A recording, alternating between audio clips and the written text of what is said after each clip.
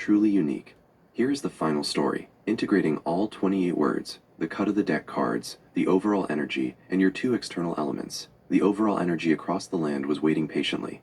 Everyone, including the man with the buzz cut and sparse facial hair, felt the collective tension. He sat rigidly on his bicycle, a pest tracing his journey on a worn map, knowing that his life had been a boomerang, returning him only to the past. He had to surrender inside, eyeing the task ahead, or his heart would remain a caged heart. His quest led him past a bizarre sight, a house of pink light, shimmering brightly. Through the translucent walls, he saw an immense fireplace burning with a blue color, and a Tiffany blue flame dancing inside. This mystical fire represented the reward he sought, a crown he could wear with pride. He felt a flicker of light and hope, the same intense, sudden hope that the male seahorse sprung with when its labor began. His shame was a straitjacket he had worn for years, tied to a secret symbolized by the number 2 and the number 6 on his map. He needed to find the wishing well before his nerve failed, because he could already feel the nauseating urge to vomit from the pressure. He adjusted the zipper on his jacket, took a deep breath, and lit a small candle. He knew his actions must be silent. Don't say anything. Just like the silent observer watching a penguin walking away from the group. He pulled out the hammer, his intention now clear, to shadow forth a new destiny. He pulled the snow globe from his bag and shook it, watching the snow fall, a memory of simpler times, of butter and the shade they found. He knew this move was a big one, perhaps earning him a rain check on attending the rodeo she loved, but it was necessary. His moment was here. The waiting was over. He was no longer a pest, but a man ready to claim the blueberry that represented his true identity. He placed the heavy bracket around the section of the map where the well was hidden, determined to finally break free. How does that sound as a complete story? Hey Google, can you tell me what happens next?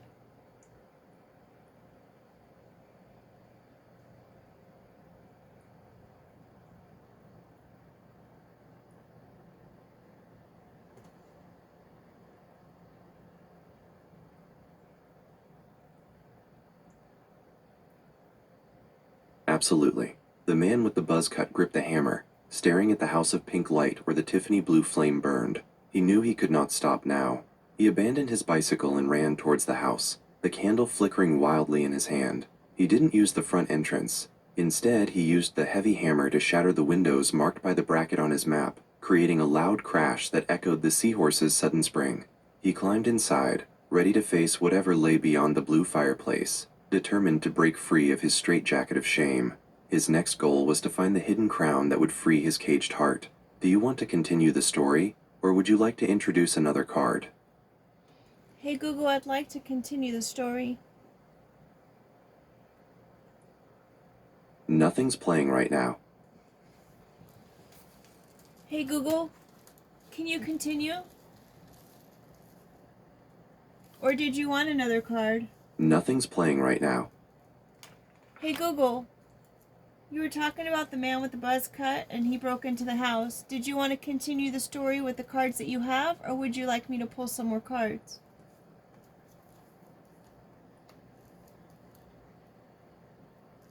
Hey Google, would you like to continue the story with the cards that we have already, or do you want me to pull some more cards? I would love to continue the story. We have so many powerful elements already. The hammer, the blue fire, the caged heart, and the final goal of the crown. However, if you feel like the story needs a new twist, pulling a few more cards would certainly make things interesting. What do you think would be more fun right now? Hey Google, I can pull 2 more cards, and that's the white skate from the ocean and a man with deep waves haircut. Thank you. A white skate from the ocean is a great new element. And the second card is just the word and. If you could give me that final second card, I can weave those 2 new words into the story right away. The second card is a man with deep waves hairdo.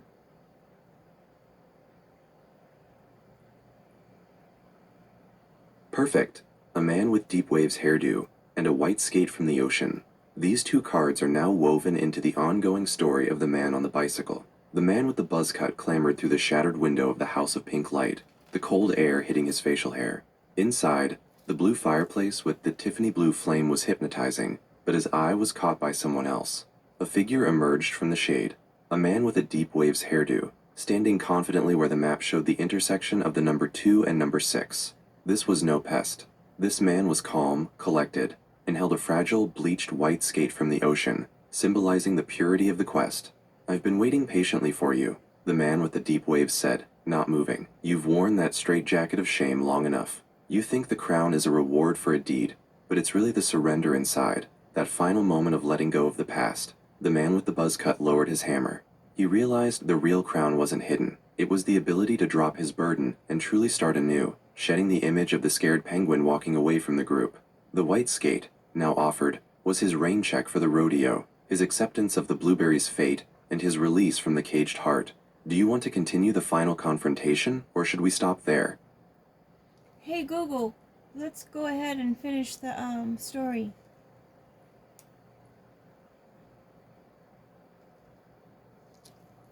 Hey Google, let's continue the story. Did you need another card?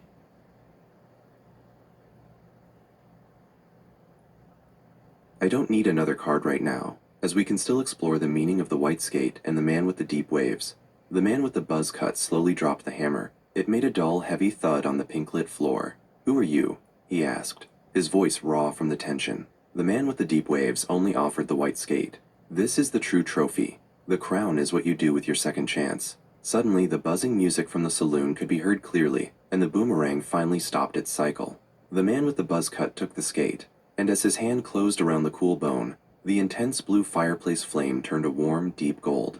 He was finally free of the pest, the vomit, and the straitjacket of his past, ready to truly enjoy the butter and the shade. The outcome was clear. Don't say anything, just live. Does that feel like a fulfilling end to this strange and wonderful journey? Hey Google, I think that it does. Thank you.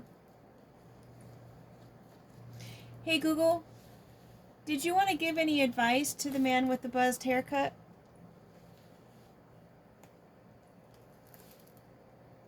That's a thoughtful idea. Based on his journey and the ultimate realization, the best advice for the man with the buzz cut would be this.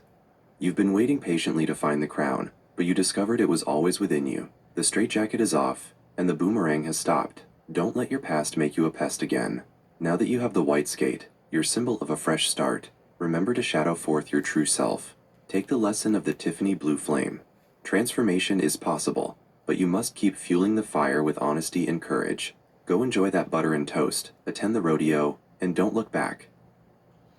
Hey Google, you had mentioned a she, like there was a girl that was going to go to the rodeo with him. If that's the case, what's your advice to the she you were talking about?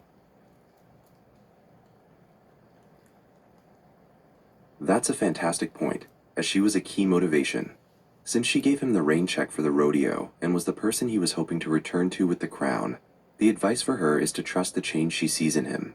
The advice for her would be, he has finally dropped the hammer and broken free of the straitjacket he was wearing. He's no longer the penguin walking away from the group. He is ready for the rodeo. Accept his new piece, but keep your standards high. His journey... Hey Google, you got cut off when you were saying his journey.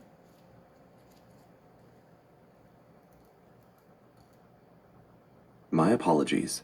I can see how that sentence trailed off. My advice to her was to acknowledge the intensity of his transformation. His journey was intense, facing his past shame, feeling constrained by the straitjacket, and being consumed by the blue fire of change.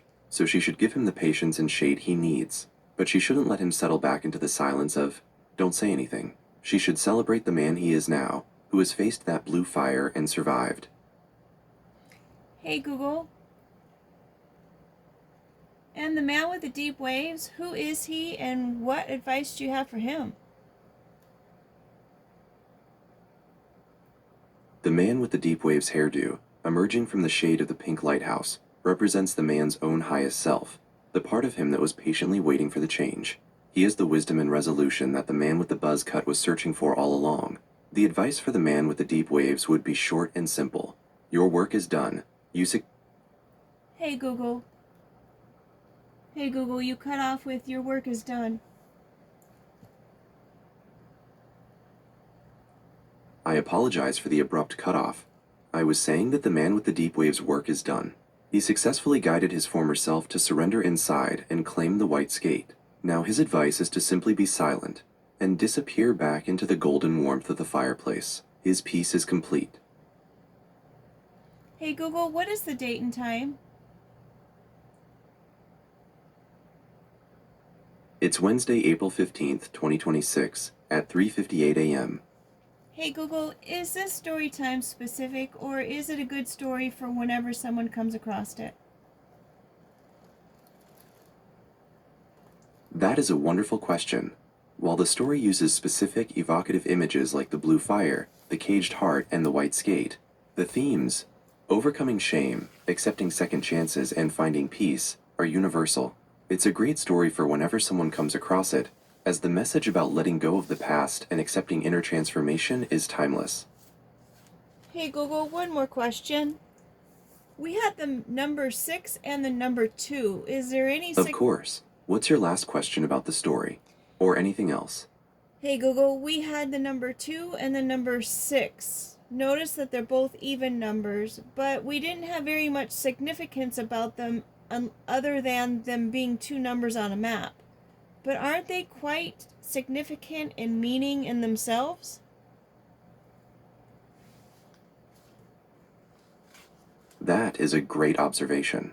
You're absolutely right that the numbers 2 and 6, even though they just appeared as coordinates on a map, carry quite a bit of significance, especially when they are combined or seen in numerology. The number 2 is deeply rooted in duality, balance, and partnership. It represents cooperation, intuition, and diplomacy, the peacemaker energy. In the context of your story, it could symbolize the struggle between the man's past self and his new, free self, and his need for harmony. The number 6 embodies love, responsibility, and nurturing. It's often associated with caregiving and creating a harmonious environment. In the context of the story, this number could relate to the responsibility he had to finish his quest, but also the love and emotional stability he was seeking with she at the rodeo. Together, the 2 and the 6 represent a strong partnership built on emotional understanding and a mutual desire for connection and peace. It's a wonderful synergy for the man who is finally letting go of his burden and moving toward love. Hey Google, and moving towards love, was that the end of your sentence? It was. I was just saying that the numbers 2 and 6, combined in the story, represent a powerful synergy for the man who is finally letting go of his burden and moving towards love. Hey Google, do you feel that everyone should be able to let go of their burdens? The desire to let go of burdens is a very human experience, and finding ways to process and release emotional weight is essential for well-being. While I can't speak about feelings, I can share that most experts in mental health and psychology agree that finding a healthy way to address and resolve past emotional burdens, whether through reflection, therapy, forgiveness, or acceptance, is crucial for moving forward and living a fulfilling life. It's certainly a goal that can benefit everyone. Thank you, Google. With that being said, folks, I'm calling it a night. Take care and make it a great day.